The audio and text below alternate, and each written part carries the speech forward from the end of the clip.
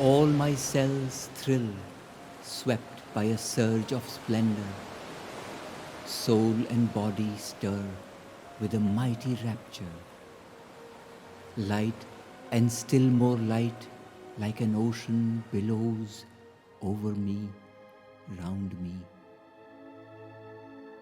Rigid, stone-like, fixed like a hill or statue, vast my body feels and upbears the world's weight. Dire the large descent of the Godhead enters limbs that are mortal. Voiceless, thronged, infinity crowds upon me, presses down a glory of power eternal. Mind and heart grow one with the cosmic wideness, stilled are earth's murmurs. Swiftly, swiftly crossing the golden spaces, knowledge leaps, a torrent of rapid lightnings.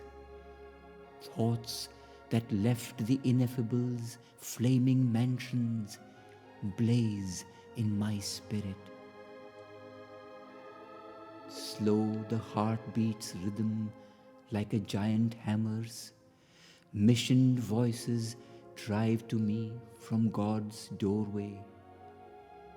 Words that live not save upon nature's summits, ecstasy's chariots.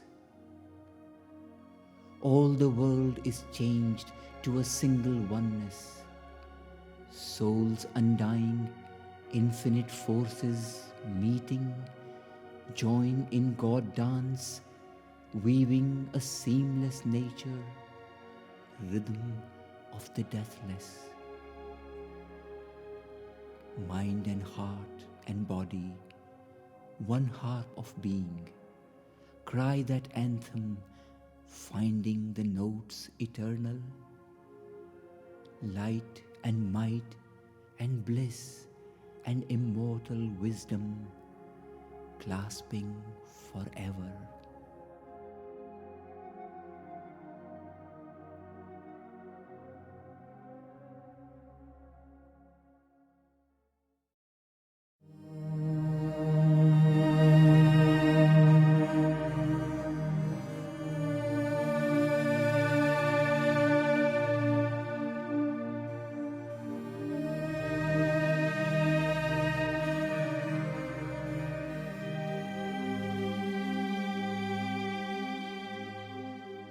Receptivity is the power to receive the divine force, to feel its presence and the presence of the Mother in it, and allow it to work, guiding one's sight and will and action.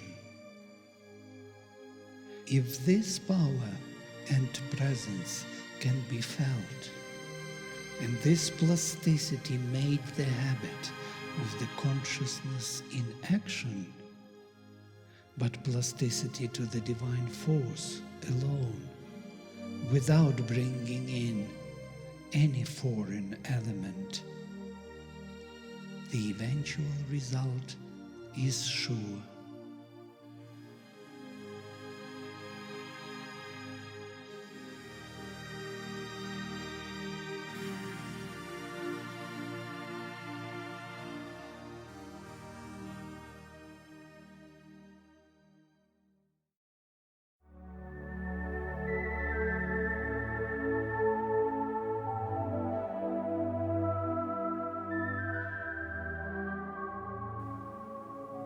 Receptivity depends first of all upon sincerity, on whether one really wants to receive. And then, yes, I believe the principal factors are sincerity and humility. There is nothing that closes you up more than vanity. When you are self-satisfied, you have that kind of vanity of not wanting to admit that you lack something, that you make mistakes, that you are incomplete, that you are imperfect. There is something in the nature, which grows stiff in this way, which does not want to admit. It is this which prevents you from receiving. You have, however, only to try it out and get the experience. If, by an effort of will, you manage to make even a very tiny part of the being admit that, well, yes, I am mistaken. I should not be like that, and I should not do that, and should not feel that. Yes, it is a mistake. If you manage to make it admit this, at first, as I said just now, it begins by hurting you very much. But when you hold on firmly until this is admitted, immediately it is open. It is open, and strangely a flood of light enters. And then you feel so glad afterwards, so happy that you ask yourself, why was I foolish enough to resist so long? One must first know how to open himself, and then, in a great quietude, know how to assimilate the forces one has received, not to throw them out again. One must know how to assimilate them. To be receptive is to feel the urge to give and the joy of giving to the Divine's work all one has, all one is, all one does.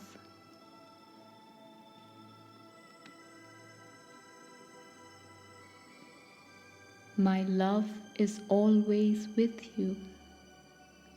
If then you do not feel it, it is because you are not capable of receiving it. It is your receptivity that is lacking and should be increased. For this, you must open yourself, and one opens oneself only if one gives oneself. Surely you are trying more or less consciously to draw the forces and the divine love towards you. The method is bad. Give yourself without calculating and without expecting anything in return. And then you will become capable of receiving. It is always better to try to concentrate at the solar plexus center, the place where the flame of aspiration burns, to gather in all the energies there, and, if possible, to obtain an attentive silence, as though one wanted to listen to something extremely subtle, something that demands a complete attention, a complete concentration, and total silence. And then not to move at all, not to think, not to stir and make that movement of opening so as to receive all that can be received, but taking good care not to try to know what is happening while it is happening. For if one wants to understand or even to observe actively, it keeps up a sort of cerebral activity which is unfavorable to the fullness of the receptivity. To be silent, as totally silent as possible, in an attentive concentration, and then be still.